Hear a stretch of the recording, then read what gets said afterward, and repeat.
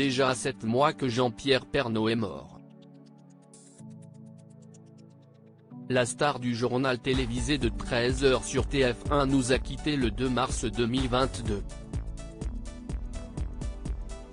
Après avoir vaincu son cancer de la prostate en 2018, il était en plein traitement par radiothérapie pour vaincre son cancer du poumon.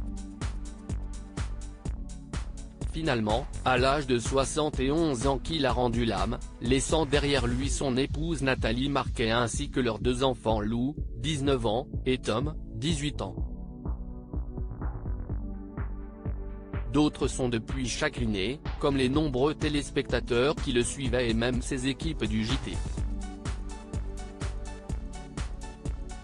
Toutefois, Jacques Legros, son remplaçant depuis 1997, n'a pas que des mots élogieux à l'encontre du célèbre JPP. Dans son livre baptisé 40 ans au cœur des médias et dont la sortie est prévue mercredi 5 octobre prochain, le journaliste évoque ses rapports parfois difficiles avec le regretté. Auprès de nos confrères de Téléstar, dont le magazine est disponible en kiosque ce lundi 3 octobre 2022, Jacques Legros s'explique un peu plus. Si est-il l'occasion pour lui de raconter un épisode survenu en secret, en pleine crise sanitaire. Je n'ai jamais souffert des colères de Jean-Pierre. Il m'a toujours laissé faire. La période Covid était une période exceptionnelle, et elle a eu un effet sur son caractère. C'était compliqué à vivre pour lui déjà, car il avait été malade, se souvient-il.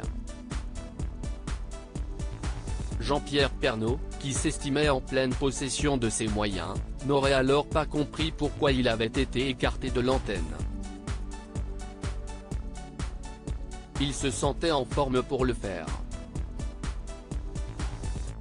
Or, TF1 n'a pas voulu prendre le risque, ni la médecine du travail, ni la DRH, se souvient son remplaçant.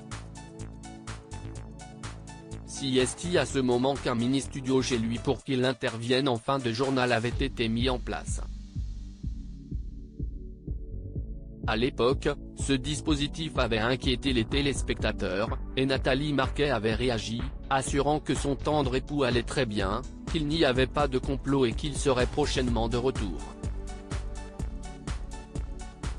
Bien qu'il le qualifie dans son livre de Ronchon, toujours dans le conflit et en parole et, parfois, en action, Jacques Legros n'était pas en si mauvais termes avec la star de TF1.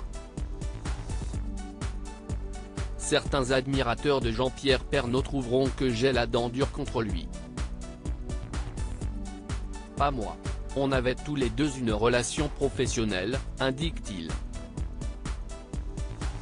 On avait confiance l'un en l'autre. Je le rassurais. Il savait qu'il retrouverait son journal comme il l'avait quitté. Il avait des qualités qu'on ne trouve plus beaucoup aujourd'hui, et les défauts qui vont avec. De son côté, Nathalie Marquet n'est pas du même avis. Au micro du Morning Sans Filtre, Virgin Radio, de Guillaume Janton, elle avait évoqué les coups de pète que ce dernier avait fait à son défunt époux. Pour elle, les révélations récentes ne sont rien de plus que de la jalousie post-mortem.